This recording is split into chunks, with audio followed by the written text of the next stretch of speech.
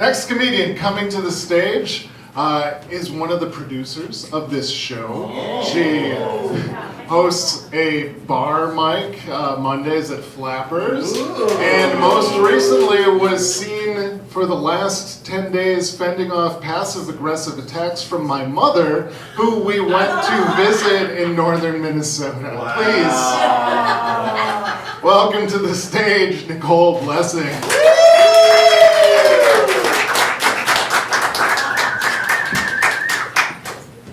Keep it going for Fred. Yeah. It is true. We took a road trip from here to northern Minnesota. That's why we drove. And if you want to test a relationship, be with someone who will stop so you can pee. Yeah. After, drive, like, are there fans of road trips? Do you guys like it? I feel like you all road tripped here. But like after driving, 3 hours, straight, you get out of the car, kind of walking to the gas station like John Wick. How you fought through all the assassins, you have to go in to load up on the Starbucks Frappuccinos. Yeah. Yeah, with no makeup and wearing plaid, I kind of have a trucker vibe. A few ask me, so what are you hauling? And I'm like, a husband and a poodle. Out there in that Nissan Rogue. Thank God for the suspension. But going through the Midwest, you see all these towns that look like, they were names of B-level celebrities, like Wyota Sky. You keep going, looking at the billboards, like as you're leaving California, there are billboards that just say, aware. And I'm like, is it true? Is this state very woke? By the time we went to, we got into Nevada, and we encountered a biker gang, elderly biker gang, called the Sundowners. That is bold to embrace their mortality like that. They said they don't get stopped a lot. The cops, they just don't care. Then, we went on to Utah. There were a lot of signs that said fallen rocks. Made me wonder, what atrocity did these rocks commit that they fell from Zion and now they're just littered across the interstate for us all to judge them. Stayed in Provo. Anybody been to Provo? It's pretty, right? It's really pretty. And everyone looks like me. And they're extremely polite. And it's not comforting. It's like going into the Star Trek mirror universe. Yes! No, thank you. It is just this weird, like, Stepford wife underbelly thing going on. We went through Wyoming, because I'd never been to Wyoming. And as we're driving, the GPS, get ready, Fred. The GPS said this road is closed. That's right. There was an accident and the road can close while you're on it. We were there for 3 hours on the interstate, just 3 hours. And after an hour, I couldn't take it. So despite the 40-mile-an-hour winds, the line of truckers, the judgmental bunnies, I went out to the tall grass and I peed. Yeah, but when I came back, because I've lived here for 7 years, I did try to order DoorDash from the interstate. A mile marker on a car description is not enough. Yeah, it's not. It is true, though, that the further east you go, people get bigger, because by Nebraska, I'm a waif. And we stopped in Iowa and stayed with my sister. And her 4 children. And her frat boy turned ward cleaver husband. Yeah. She basically lives in the Music Man in this little town like in Iowa. Only she has Sunny D mimosas. Yeah, the champagne, it's true. The champagne, it was left over from a baby shower. It had a sticker that said, pop until she pops. And I have to admit, I was a little bit jealous because the last baby shower I went to was an evangelical one.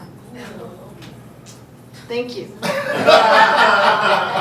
There was no champagne. I would have killed for a Sunny D mimosa. Yeah. And the children loved Uncle Fred. They were like, he's so cool. He knows about anime and video games. Woo! And I was just called Nicole. I don't even get a title. Just Nicole, like Cher or Beyonce. And they told me, well, you kind of look like Barbie. I'm like, I guess I'll take it, because tween girls are vicious. Has anyone lived with tween girls? No? Okay, they're like the roommate that, always pays the rent late, has to be reminded to shower and use deodorant. So much so my sister keeps deodorant in the refrigerator so no one misses the bus. Oh. Yeah, it's crazy. And every time she'd leave the room, the two oldest would tell me, okay, it's now time to spill the tea. I'm like, dear God. And they're like, oh, there's this girl, she's trash talking me, and she called me a pick-me girl.